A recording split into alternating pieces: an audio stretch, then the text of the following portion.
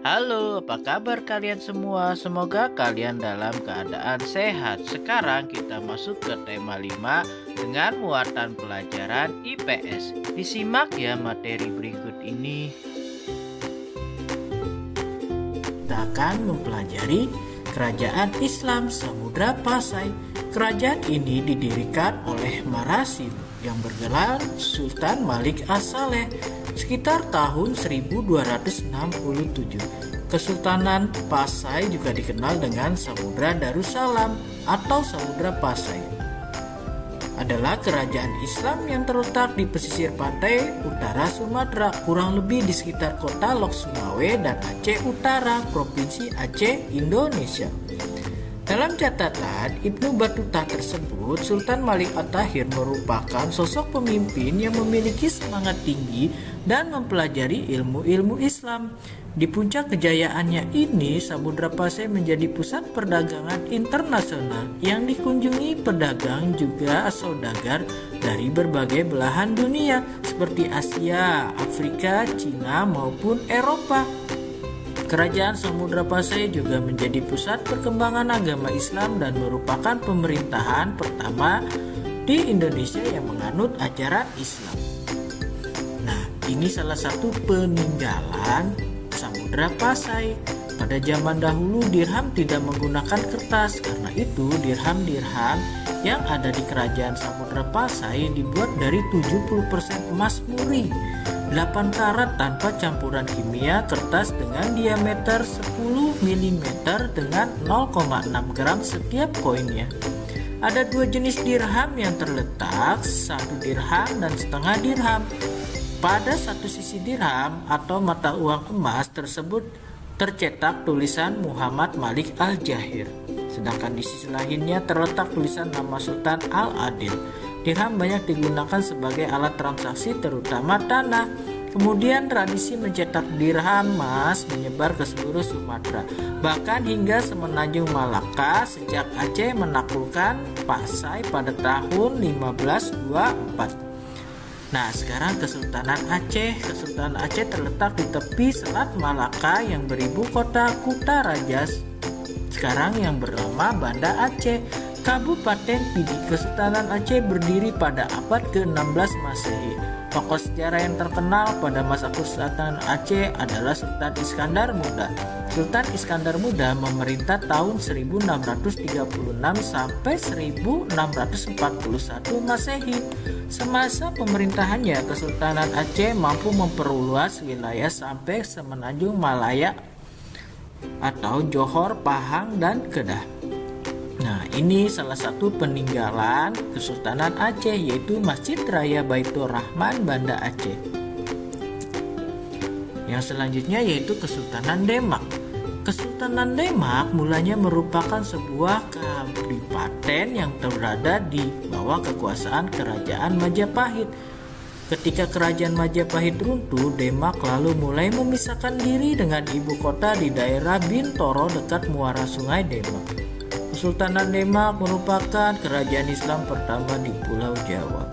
Kesultanan Demak didirikan oleh Raden Patah pada tahun 1478 sampai 1518. Kesultanan ini memiliki lokasi yang strategis karena terletak antara pelabuhan dari kerajaan Mataram kuno dan Jepara, sehingga menjadikan Demak sebagai salah satu kerajaan berpengaruh di Nusantara.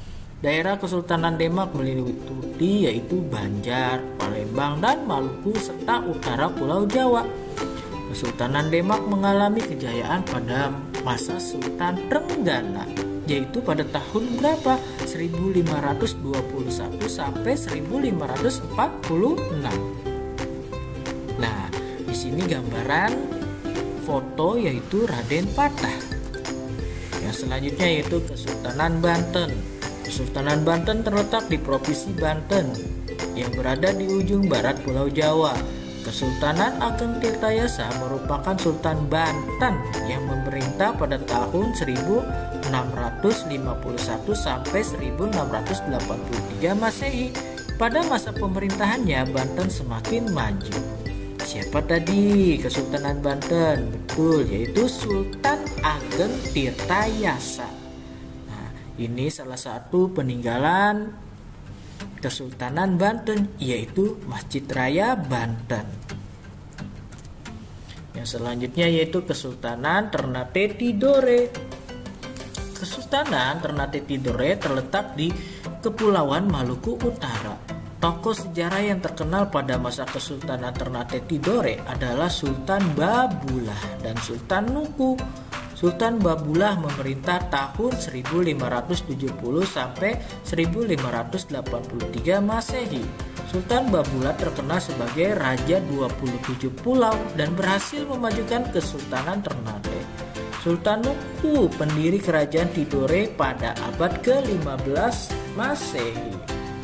Nah, salah satu peninggalan Kesultanan Ternate Tidore yaitu Masjid Agung Jami Kesultanan Ternate. Masjid Sultan Ternate adalah sebuah masjid yang terletak di kawasan Jalan Sultan Fairun, Kelurahan Soasio, Kecamatan Ternate Utara, Kota Ternate, provinsinya yaitu Maluku Utara.